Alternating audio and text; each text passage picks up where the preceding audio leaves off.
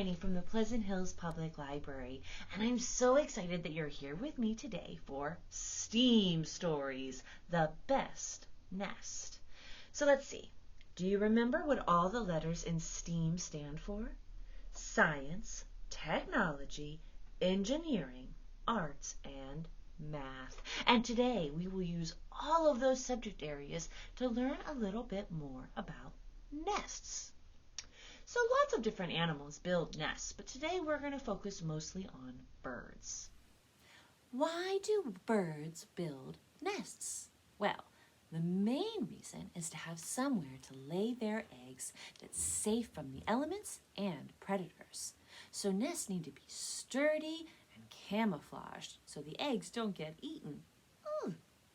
Well, there are thousands of different types of birds on the world. And as you might imagine, there are many different types of nests as well. There are some nests that you might have seen before up in trees or bushes, but some birds build their nest on the ground or even on the side of a cliff or in man-made structures. And we're going to explore all of that really soon. But first, let's start with our title story, The Best Nest. And I'm going to get a little bit closer so you can see the pictures better. Our first story today, The Best Nest, is written and illustrated by P.D. Eastman and read today with permission of Penguin Random House. Oh dear, I don't know that building a nest in a mailbox is the best idea. Let's find out.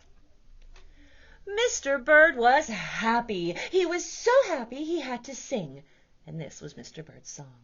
I love my house, I love my nest, in all the world my nest is best. Then Mrs. Bird came out of the house. It's not the best nest, she said.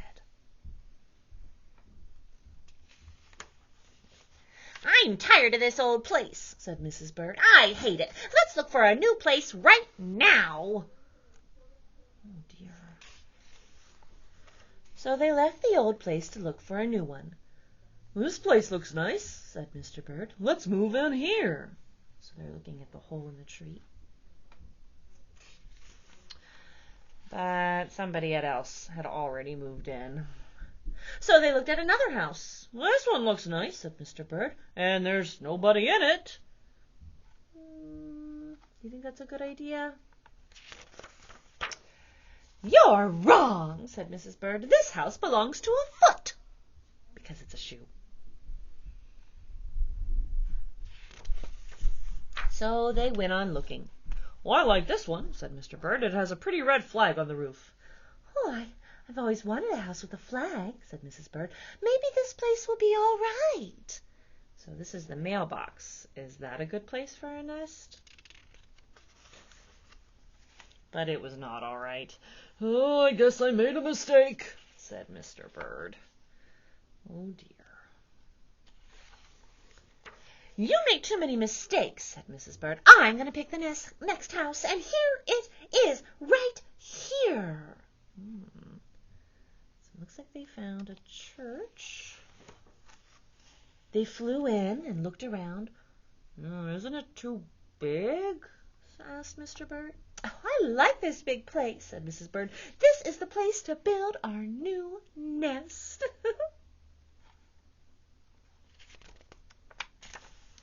Well, they went right to work, and they needed many things to build their nest. And first, they got some hay, very important. Then they got some soda straws and broom straws, and they got some sweater string. Oh, dear. They got some stocking string and mattress stuffing.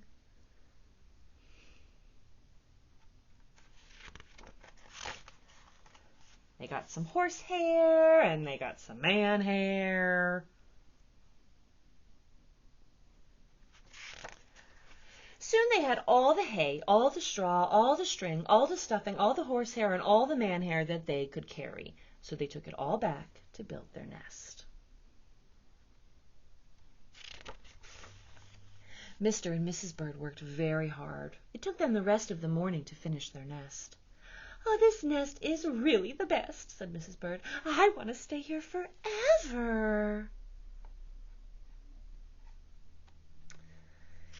Now, friends, I bet you can make a prediction about what's going to happen based on this illustration. So they're building a nest on top of a bell. What do you think might happen? Let's find out. Well, Mr. Bird was very happy too. He flew to the top of his house and he sang his song again. I love our house, I love our nest, in all the world our nest is best. He was so busy singing that he didn't even see Mr. Parker coming. Every day at 12 o'clock, Mr. Parker came to the church, and Mr. Parker came to pull a rope, and that rope went up to the bird's new nest. The rope rang the big bell right under Mrs. Bird's nest. Bong, bong, bong. Well, Mrs. Bird got out of there as fast as she could fly. Bong, bong, bong, bong, bong, bong. When Mr. Bird came back in, all he could see was a mess of hay and string and stuffing and horsehair and man hair and straw. Where was Mrs. Bird? Oh, dear. Oh, I will look for her until I find her, said Mr. Bird. He looked high, he looked low, he looked everywhere for Mrs. Bird. He looked down into a chimney, but Mrs. Bird wasn't there. He looked down in a water barrel, but Mrs. Bird wasn't there. Then he saw a big, fat cat. And there was a big, fat smile on that cat's fat face. And there was some pretty brown feathers near the fat cat's mouth. Mr. Bird began to cry. Oh, dear, he cried. This big, fat cat has eaten Mrs. Bird. Mr. Bird flew off. I'll never see Mrs. Bird again, he cried. It was getting dark, and it began to rain. It rained harder and harder. Mr. Bird could not see where he was going. Crash! Mr. Bird bumped into something. Oh, dear. It was his old house, that old house that Mrs. Bird hated. Oh, I'll go inside, said Mr. Bird. I'll rest here until the rain stops. Well, Mr. Bird went in, and there was Mrs. Bird, sitting there, singing. I love my house, I love my nest, in all the world my nest is best. You here? Gasped Mr. Bird. Oh, I thought you hated this old nest. Mrs. Bird smiled. I used to hate it, she said, but a mother bird can change her mind. You see, there's no nest like an old nest for a brand new bird.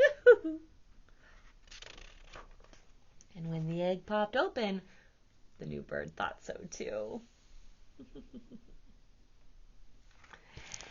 And now, friends, let's take a moment to look at some real pictures of real bird nests and learn a little bit more about the different types of nests that exist in the world. A nest is similar to your home in that it keeps the baby birds safe and warm. Unlike your home, though, a nest can be built just about anywhere. They can be located in a tree, a bush, a wall, a rooftop, on the ground, a rock, or even a mountain. Birds use items found around them in nature to build their nests, and common materials include mud, sticks and twigs, grass, leaves, moss, feathers, spider webs, and even man-made materials such as plastic bags. Each species of bird builds its own type of nests. Birds build their nest in different ways. Some use their feet to make a hole in the ground. Others use their beaks or feet to carry materials and build their nests. Some birds use their beaks to weave together materials, while others shape their nest using their bodies and feet. There are a few main types of nest. A scrape is a hollow scraped into the ground, sometimes lined with grass, but not always. Platform nests are built from sticks and twigs dropped on top of the trees, and the twigs pile together and lock in place. Cup nests are the most common. They get their name from their cup shape and are made with twigs, grass, mud, moss, and other natural materials. If you see a nest in the wild, it's important to not touch it and observe it from a safe distance. You don't want the bird to see you as a predator and get scared. Also, nests often have parasites such as fleas, so it's best just to leave it alone.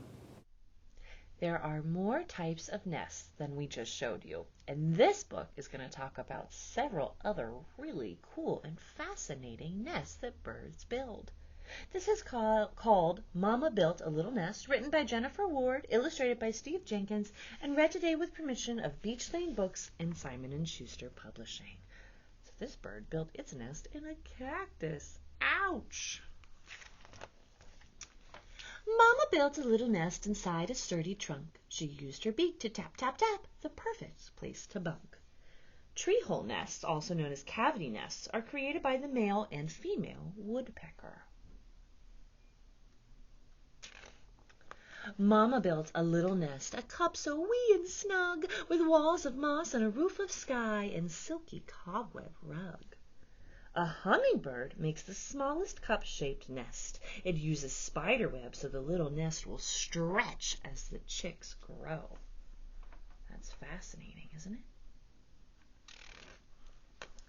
Mama built a little nest. Well, actually, she didn't. She found one that another made, and then she laid me in it. So you notice one of these eggs does not look the same? Because not all birds build nests. The cowbird, whydah, and cuckoo find a nest built by another bird species. They lay their eggs in it and fly off, leaving their eggs in the care of the bird who built the nest. Those sneaky birds. Mama built a little nest, and my daddy helped out too. They placed my egg upon his feet, and that's where I hatched and grew. The emperor penguin uses a living nest. The father penguin. The father uses his beak to roll the mother's egg upon his feet quickly so it doesn't freeze, and carefully so it doesn't break. There it stays buried under his tummy folds for about 60 days, warm and protected. See it over here? Oops, sorry. Mama scraped a simple nest upon a craggy ledge. She tucked me safe within her wing until my time to fledge. Certain birds, such as the falcon, create a nest called a scrape on a high cliff edge. The mother and father may scrape away at the ledge, creating a small indentation. Good thing they're not afraid of heights. Daddy built a little nest, and then he built another, and another, and another, hoping to impress my mother. Like many wrens, a male cactus wren builds several, look at that, 1, 2, 3, 4 dome-shaped nests to attract a female. If impressed, the female will choose one and then continue to add to its structure. Remaining nests may be used as resting places, roosts by the father, and may also serve as decoys to confuse predators. That's kind of smart. Mama built a little nest. She used her beak to sew a woven nest of silky grass, the perfect place to grow. Weaver birds create very detailed woven nests by sewing and weaving nest materials together. They pull grasses and fiber over, under, around, and through, using only their beak and feet. That is very impressive. Mama built a little nest by digging out a burrow. It was a hoot, our little home, a safe and feathery furrow. The burrowing owl nests underground in a burrow nest. It can dig its own burrow or use an abandoned burrow created by a mammal. Mama built a little nest. She gathered twigs that float and placed them on the water to create a cozy boat. Grebes create a floating nest on the water and anchor it to the water plants. How fascinating. Mama built a little nest. She made it on the ground. A simple nest, not very soft, with pebbles smooth and round. Many shorebirds create scrape nests on the ground. Their eggs often have colors and patterns to help camouflage them with their environment. Can you find the eggs in this picture? It's tricky, isn't it?